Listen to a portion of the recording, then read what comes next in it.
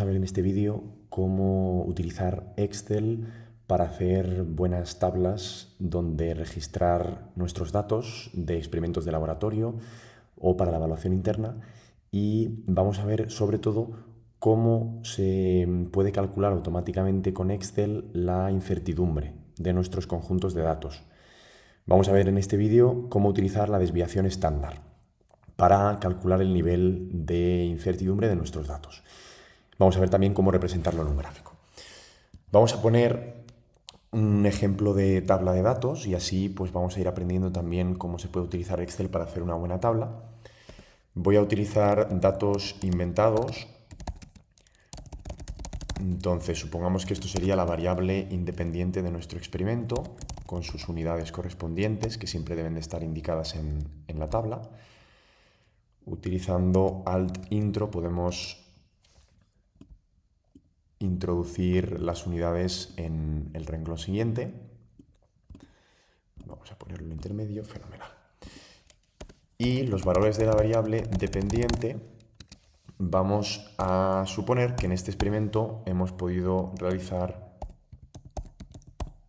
5 repeticiones, que en biología, sobre todo con organismos vivos o con muestras biológicas, pues es siempre conveniente mínimo 5, en algunos casos con 3 es suficiente y se puede calcular el rango aritmético para mostrar la incertidumbre, pero en este ejemplo vamos a utilizar 5 repeticiones. Si quiero que el valor de la variable dependiente abarque todas estas celdas, puedo utilizar la herramienta de combinar y entonces se me unifican esas 5 celdas para tener el título agrupando las 5 repeticiones. Y también indicaremos aquí las unidades correspondientes. Las repeticiones las vamos a centrar. Bien, vamos a suponer que los valores de la variable independiente sean pues 10, 20, 30, 40, 50, podría ser 60 también, ¿no? Podrían ser temperaturas, por ejemplo, ¿no? Una típica variable independiente. Y los valores de repetición, pues los vamos a poner aproximados. Estos serían repeticiones. Vamos a suponer pues, que hay cierto error, cierta variabilidad en los datos, que luego vamos a medir hasta qué punto esa variabilidad de forma cuantitativa la vamos a medir utilizando la desviación estándar. Vamos a suponer que hay un aumento con la temperatura.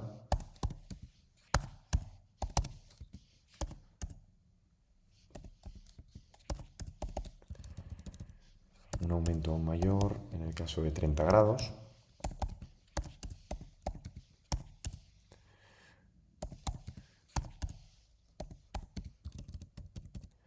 Una buena manera de aprender e ir cogiendo práctica con el uso de Excel para estas cuestiones es irlo haciendo a la vez. Podéis tener una ventana abierta en el ordenador y mientras veis este vídeo podéis irlo haciendo a la vez, con estos datos o con otros. Y aquí vamos a suponer que a partir de los 50 grados hay una bajada considerable. Sigue habiendo variabilidad en los datos.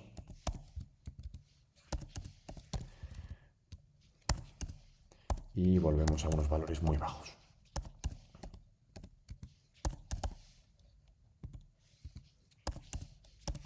Bien, habéis visto que justo conscientemente en 40 grados hemos añadido algún valor que se sale más de la media para que las barras de error que luego vamos a utilizar y la desviación estándar nos salga con valores distintos. Vamos a ver cómo podemos de forma cuantitativa pues demostrar hasta qué punto estos datos son fiables en torno al valor de su media o no.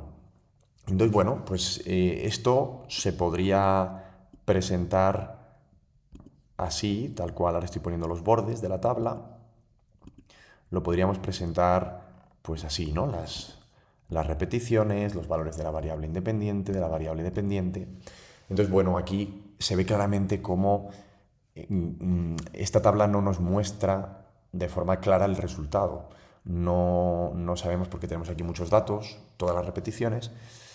Por lo tanto, necesitamos calcular en primer lugar la media aritmética de estas repeticiones, que la vamos a colocar en la columna siguiente, y vamos a calcular la desviación estándar. que como he explicado antes es un valor que me permite cuantificar hasta qué punto estos datos obtenidos están muy próximos a la media, y lo cual eso querría decir que los valores son muy, muy fiables, podríamos decir. Si la desviación estándar fuera muy alta, pues habría tanta dispersión que hay mucho error, se ha cometido mucho error durante la medida. Bueno, vamos a ver cómo haríamos esto de forma automática en Excel. Para calcular la media utilizamos la fórmula. Ya sabéis que para introducir una fórmula en Excel, una fórmula automática, ponemos el símbolo igual en la celda y a continuación tenemos que escribir el nombre de la fórmula. La fórmula para calcular la media aritmética es promedio. Ponemos promedio, abrimos paréntesis y seleccionamos las celdas de las 5 repeticiones que corresponderían al valor de la variable independiente 10. Damos al intro y tenemos aquí calculada la media aritmética. Esta exclamación no pasa nada porque detecta que hay alguna celda adyacente que no hemos utilizado. Y ahora, en vez de poner la fórmula en las siguientes celdas, lo que hacemos es arrastrar con esta esquina inferior derecha de la celda, la arrastramos hacia abajo. Y lo que va a hacer el Excel es desplazar esa fórmula hacia abajo utilizando los datos correspondientes a cada línea. Aquí ya tenemos la media aritmética calculada de todas las filas. Vamos con la desviación estándar. En este caso también tenemos otra fórmula que podemos utilizar en Excel, que es desest, para calcular la desviación estándar. Abrimos paréntesis de nuevo y volvemos a seleccionar las 5 repeticiones. Intro, y nos va a calcular, de nuevo podemos arrastrar hacia abajo, y nos calcula todas las desviaciones estándar. Bueno, veis que hay algunos conjuntos de datos que tienen una desviación estándar mayor, si recordáis en el 40 grados o 40 de valor de la variable independiente, hemos puesto aquí un 0,33 para que hubiera mayor dispersión de los datos en torno a la media y efectivamente la desviación estándar nos da ligeramente superior. En cambio, en el caso de los datos correspondientes al valor de la variable independiente 20, los datos son muy cercanos a la media, los hemos hecho con menos dispersión y la desviación estándar sale inferior, ¿vale? Con un 0,022. Bueno, pues tenemos 2 columnas más que añadir a nuestra tabla y ahora vamos a añadir una nueva columna con el valor final. Podemos poner el valor, valor final variable dependiente, y en las unidades, en este caso, vamos a poner, sería unidades, y vamos a utilizar el símbolo más menos. Este símbolo de más menos quiere decir que el valor final de la variable dependiente va a ser la media más menos el valor de incertidumbre, que en este caso es la desviación estándar. Por eso utilizamos este símbolo, es decir, el valor puede estar ligeramente por encima o ligeramente por abajo de la media. ¿Cuánto por encima o cuánto por abajo? Lo que nos indica la desviación estándar. Entonces, para poner este símbolo, vamos a utilizar en Mac la combinación, en Apple sería Shift Option más, y ya veis que aparece. En Windows la combinación es Alt, y a la vez que clicáis el Alt ponéis 0177 y aparece directamente este símbolo. Entonces vamos a poner que es más o menos la desviación estándar abreviada como DS. Centramos esto aquí, añadimos el borde grueso también para unificar el formato de la tabla y ahora vamos a ir poniendo los datos. Antes de poner los datos vamos a unificar el número de decimales. Veis que aquí en la desviación estándar hay muchos decimales, en algunos casos de la media aritmética hay 3, en algunos casos 2. Bueno, para unificar esto tenemos estos 2 botones de aquí arriba. Clicando aquí reducimos número de decimales, clicando aquí aumentamos. En este caso ya tenemos todos los datos con 2 decimales.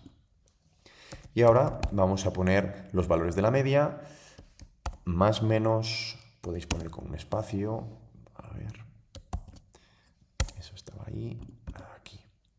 Podemos poner un espacio aquí, y el valor de desviación estándar. En este caso sería 0,22 más menos 0,02. Aquí sería 0,33 más menos con el espacio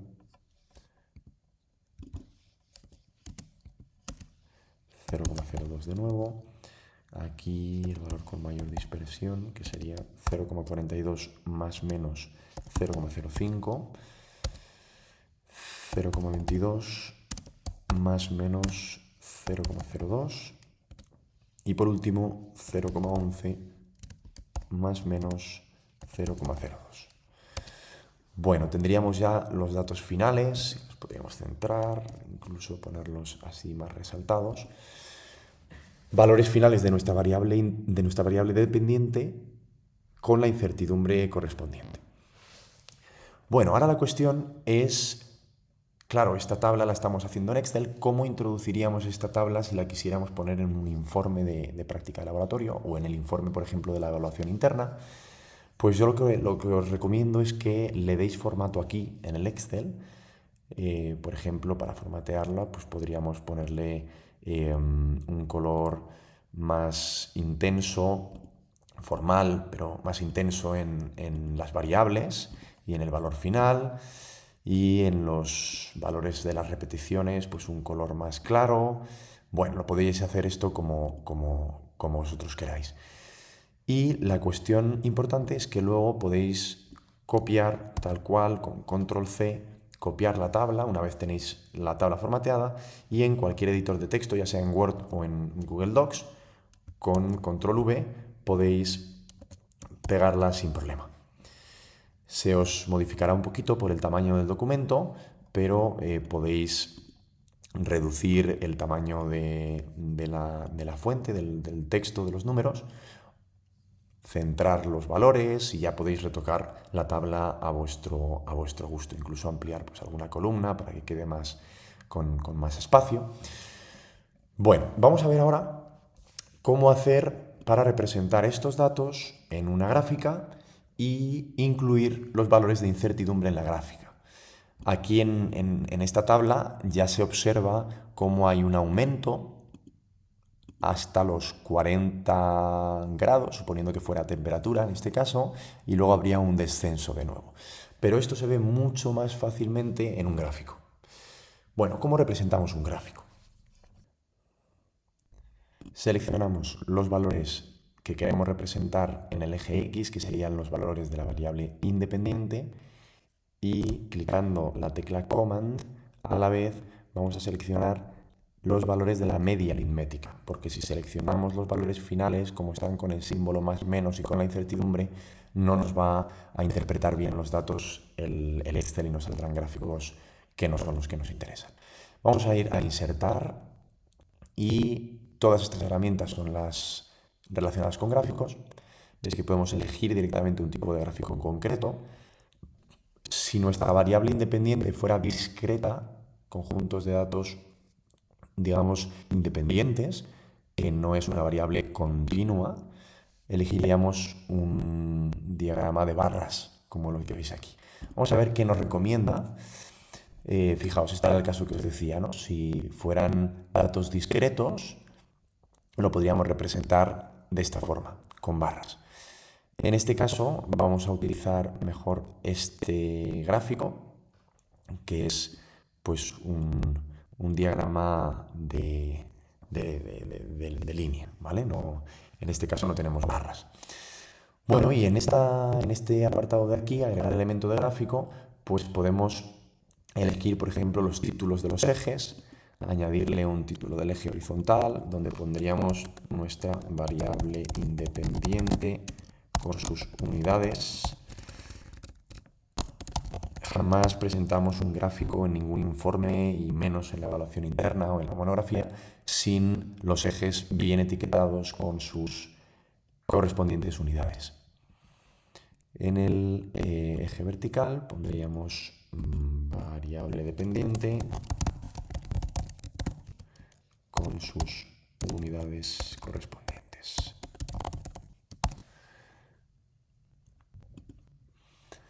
El título del gráfico también lo tendríamos que indicar nuestra variable dependiente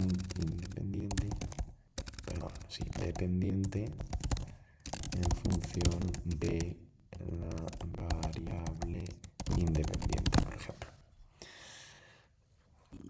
Bien, ¿qué más podemos hacer aquí? Pues fijaos, en estas opciones podríamos también poner etiquetas a los datos, es decir, que aparezca el número exacto al lado de cada punto, que a veces es interesante, según qué gráficos puede interesar. Y vamos a irnos directamente a las barras de error.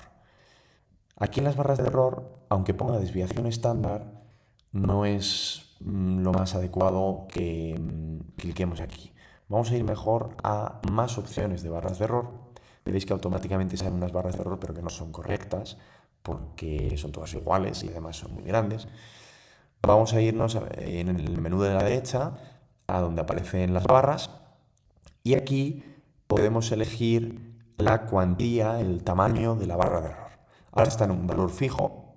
Si queremos utilizar el mismo error en todos los puntos, pues lo pondríamos ahí, o en desviación estándar.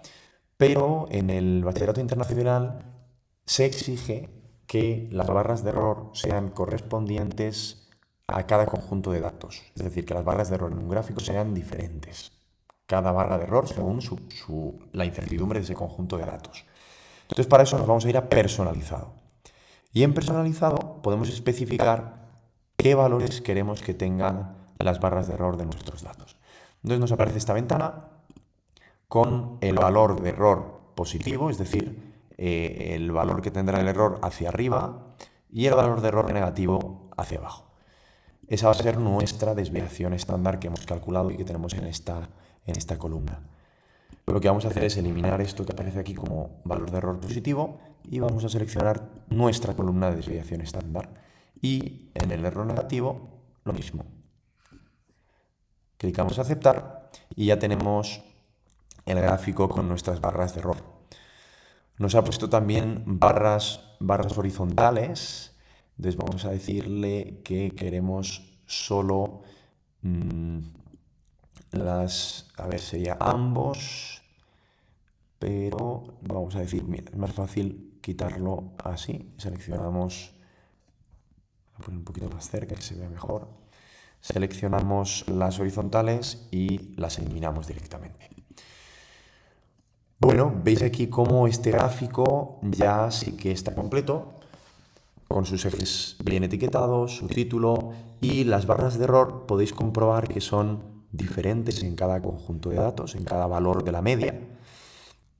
Y en el caso de 40, el valor 40 de la variable independiente, que habíamos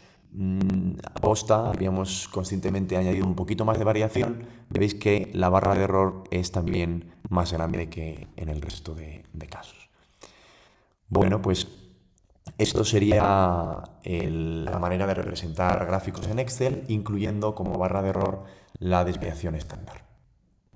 También, igual que hacíamos con la tabla, ahora podríamos copiar la gráfica que hemos generado en el Excel y en nuestro informe pegarla directamente.